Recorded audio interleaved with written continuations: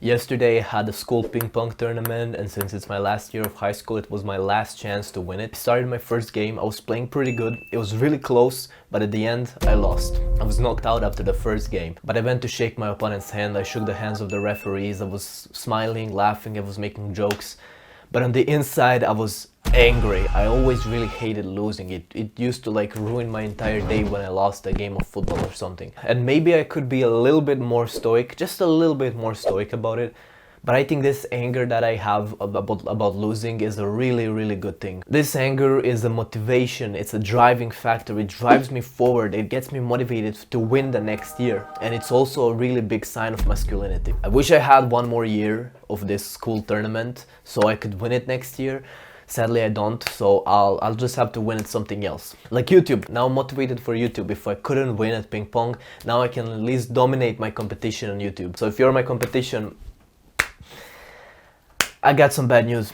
Now, you can also argue that being masculine is not being emotional. This is the thing that so many people misunderstand about masculinity and emotion. So masculinity is not about not having emotion, it's about controlling your emotions. So that's why I was able to still shake hands with my opponents and the referees and still make jokes and laugh, even though on the inside I was really angry. This is controlling your emotion. This is being able to react in a certain way, even though your emotions are telling you to react differently. Even though your emotions might be telling you to lash out and yell, you can still be respectful. But you don't need to suppress the feeling of anger that you have inside of you. And this is ideal. You feel the anger, but you don't act on it unless it's needed. You act in a way that is best for this situation. So next time you lose, don't be afraid to embrace that anger that you have and get motivated to win the next year or whatever. But also be careful to not lash out so you can still be respectful and stoic on the outside. And this is how you become great even in defeat, which is a